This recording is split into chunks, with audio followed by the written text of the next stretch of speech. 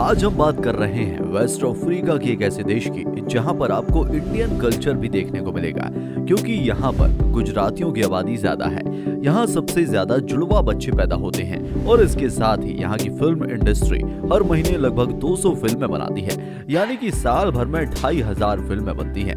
अब सवाल यह उठता है कि यहाँ के लोग केवल फिल्में बनाने के शौकीन हैं या फिर देखने के भी हैं। इस सवाल का जवाब आपको हमारे आगे आने वाले वीडियोस में मिल जाएगा। तो चलिए चलते हैं डिजिटली नाइजीरिया की ओर। मजेदार मौसम के साथ यहाँ पर रेगिस्तान भी है और हरियाली भी। यहाँ की नेचुरल ब्यूटी देखने लायक है। इसके साथ ही यहाँ मौजूद जानवरों और पक्षियों की रेयर स्पीशीज भी देखने को मिलेगी। इनमें डॉल्स, पिल्टो, इंडिगो बर्ड, ड्रिल मंकी और लोलैंड गोरिल्ला आपको दुनिया में और कहीं देखने नहीं मिलेगा। दोस्तों, ये है पश्चिमी अफ्रीका का एक important country, federal Republic of Nigeria. अपने ट्राइबल्स और लाइफ स्टाइल के लिए भी जाना जाता है। इसका वेस्ट बॉर्डर बेनिन, ईस्ट चाड और कैमरून, जबकि नॉर्थ बॉर्डर नाइजर में मिलता है। नाइजीरिया का नाम पश्चिमी अफ्रीका की सबसे बड़ी नदी नाइजर के नाम पर रखा गया। नाइजीरिया की राजधानी आबुजा और यहाँ का सबसे बड़ा शहर है लागोस। 1 अक्टूबर 1960 को इंग्लैंड से आजाद होने के बाद नाइजीरिया ने एक इंडिपेंडेंट कंट्री के रूप में मान्यता हासिल की। यूं तो नाइजीरिया का इतिहास ईसा से 9000 साल पहले का है। 1850 ईस्वी में अंग्रेजों ने नाइजीरिया पर अपने प्रभाव का दावा किया था। 1886 में रॉयल नाइजर कंपनी की स्थापना हुई थी। उन हिस्सों में यह क्षेत्र ब्रिटिश सरकार की कंट्रोल में आया करता था और सन 1914 में उसे उपनिवेश और एक संरक्षित क्षेत्र बनाया गया। सेकेंड वर्ल्ड वॉर के बाद नाइजीरिया के लोगों के बीच आजादी की मांग उठना शुरू हो चुकी थी और उन्होंने दबाव बनाना शुरू कर दिया। अक्टूबर 1960 में इस एक संसदीय सरकार के छात्र 3 क्षेत्रों के संघ के रूप में स्थापित किया गया। लेकिन साल 1963 ईस्वी में नाइजीरिया ने खुद को एक संघीय गणराज्य के तौर पर घोषित किया। उन्होंने अपना एक नया संविधान तैयार किया, लेकिन आजादी के बाद यहाँ राजनीतिक अस्थिरता का दौर शुरू हुआ और नाइजीरिया गृह युद्ध के आग में झुलसने लगा। गृह युद्ध खत्म होने के बाद नाइजीरिया ने इकोनॉमिकल डेवलपमेंट पर अपने आप को फोकस किया और सन 1977 में एक नया संविधान रेडी कर दिया। नाइजीरिया की गवर्नमेंट को एक रिपब्लिक स्टेट माना जाता है। यहाँ अंग्रेजों के बनाए गए कानूनों के साथ साथ नॉर्थ स्टेट में इस्लामिक कानून और नाइजीरिया के ट्रेडिशनल कानूनों पर बेस्ड व्यवस्था है। नाइजीरिया का कुल एरिया है 9,23,768 स्क्वायर किलोमीटर। नाइजीरिया में कुल 36 स्टेट हैं और इन्हें वहां का लोकल एडमिनिस्ट्रेशन ही कंट्रोल करता है। पॉपुलेशन, यहाँ की अर्बन आबादी 52% है और रूरल आबादी 48%। साल 2016 की जनगणना के अकॉर्डिंग नाइजीरिया की पॉपुलेशन 18,69,79,640 है और यहाँ की पॉपुलेशन डेंसिटी है 197.2 किलोमीटर प्रति स्क्वायर। नाइजीरिया में 250 से ज्यादा ट्राइबल्स रहते हैं। यह साउथ अफ्रीका का सबसे ज्यादा पॉपुलेशन वाला देश है, जबकि पूरी दुनिया में आबादी के हिसाब से यह 7वां बड़ा देश है। यहाँ के 70% लोग एग्रीकल्चर से जुड़े हुए हैं। यहाँ की 75% आबादी हर रोज इंटरनेट और सोशल मीडिया का यूज करती है। युवाओं का देश है और यहाँ के लोगों की एवरेज एज है 18 साल। अगर यहाँ के लोगों ने मन लगाकर काम किया है तो यकीन मानिए कि आने वाले 20 सालों में यह देश का नाम रोशन कर देंगे। रिलीजन एंड पीपल, अगर धर्म की बात करें तो यहाँ पर ज्यादातर लोग इस्लाम और ईसाई धर्म को मानने वाले हैं। इनकी कुल आबादी 98% है। शेष 2% आबादी में दूसरे धर्म के लोग यहाँ रहते हैं, लेकिन फिर भी यहाँ आपस में लोग काफी मिलजुल कर रहते हैं। अगर कभी कोई छोटा मोटा इश्यू होता भी है तो यह लोग आपस में सुलझा लेते हैं। यहाँ के लोग नेचुरली स्पोर्ट्समैन होते हैं। इसका एक कारण है यहाँ की गरीबी भी, जिसके चलते यहाँ पर्सनल या पब्लिक ट्रांसपोर्ट सुविधाओं की कमी है। इसलिए यहाँ लोग काफी स्ट्रगल करते हैं और उनकी यही स्ट्रगल उनको फिट और हिट बना के रखती है। कई सारे रनिंग इवेंट्स में आपको नाइजीरिया के लोग देखने को मिल जाएंगे।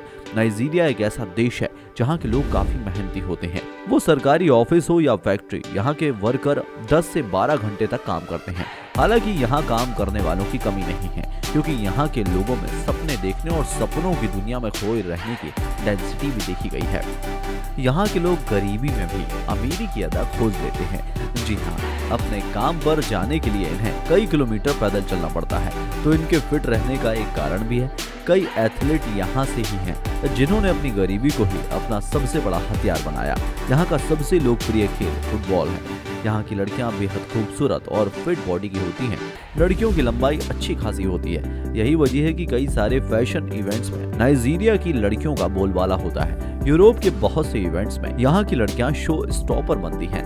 यहाँ की लड़कियों के बारे में कहा जाता है कि इनका कलर जरूर डार्क होता है, लेकिन ये खूबसूरत और बहुत ही अट्रैक्टिव होती हैं। इसलिए इन्हें डस्की ब्यूटी भी कहा जाता है, जिसका मतलब होता है कलर सावला बट ब्यूटीफुल। भाषा। नाइजीरिया एक ऐसा देश है जहाँ 500 से भी अधिक भाषाएं बोली जाती हैं, लेकिन अंग्रेजी यहाँ की प्रमुख भाषा है। यहाँ भी हर 10 में से 20 किलोमीटर के डिस्टेंस पर भाषा और बोली बदल जाती है, लेकिन अगर आप बेसिकली अंग्रेजी बोलेंगे तो हर कोई समझ लेगा। नॉलीवुड। नाइजीरिया के लोग फिल्में बनाने और देखने के बड़े शौकीन होते हैं। यहाँ एक दिन में औसतन 1 से अधिक फिल्म बनती है।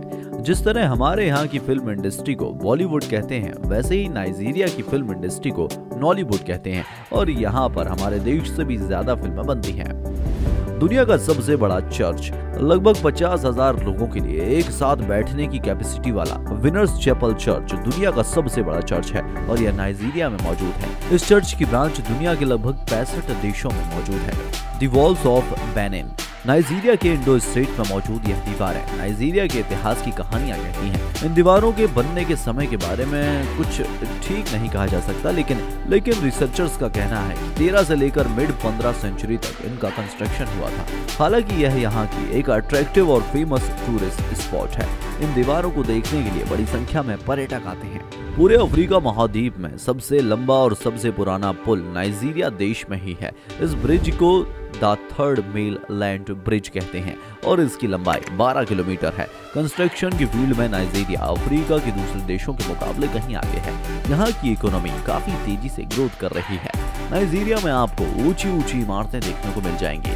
हम इंडियंस को नाइजीरिया में काफी सम्मान की दृष्टि से देखा जाता है। नाइजीरिया एक ग्रोइंग कंट्री है और टेक्नोलॉजी के साथ साथ दूसरी फील्ड में इंडिया से बहुत कुछ सीख रहा है। नाइजीरिया की कैपिटल अजूबा में आपको बहुत सारे लोग हमारे हिंदुस्तान के मिल जाएंगे। यहाँ आने के बाद आपको ऐसा लगेगा जैसे यह देश हमारे हिंदुस्तान से मिलता जुलता है।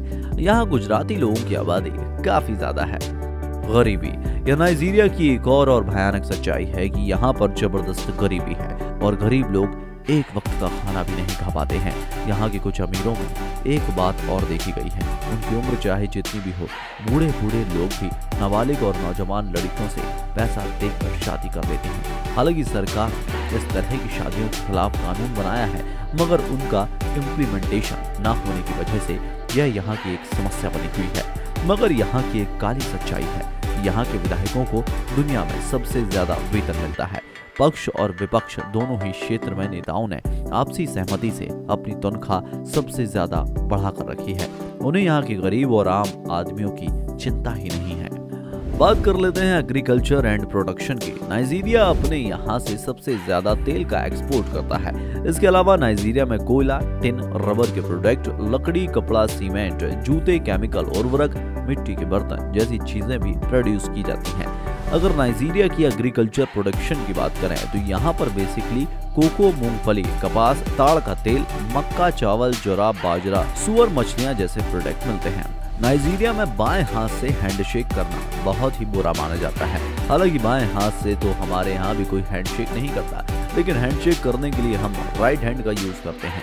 साथ ही खाना खाने के लिए भी हम राइट हैंड का यूज करते हैं। यहाँ भी खाते समय लेफ्ट हैंड यूज करना अच्छा नहीं माना जाता। एग्बो ओरा। वैसे तो नाइजीरिया देश सबसे ज्यादा जुड़वा बच्चों के लिए जाना जाता है, लेकिन एग्बो ओरा यहाँ का एक ऐसा शहर है जहाँ सबसे ज्यादा जुड़वा बच्चे पाए जाते हैं। हर 1000 बच्चों में 158 बच्चे जुड़वा पैदा होते हैं। यहाँ के लोगों का मानना है कि नाइजीरिया का और स्पेशली इस शहर का खान पान ही ऐसा है कि शादी के बाद यहाँ लोग जुड़वा बच्चे पैदा करते हैं। हालांकि नाइजीरिया के इस फैक्ट पर वैज्ञानिकों ने भी रिसर्च करने की कोशिश की है, मगर अभी तक उनके हाथ कुछ लग नहीं पाया। आप नाइजीरिया के इस स्पेशल फैक्ट पर अगर अपना एक्सपर्ट कमेंट देना चाहें तो आप कमेंट बॉक्स में जाकर कमेंट कर सकते हैं।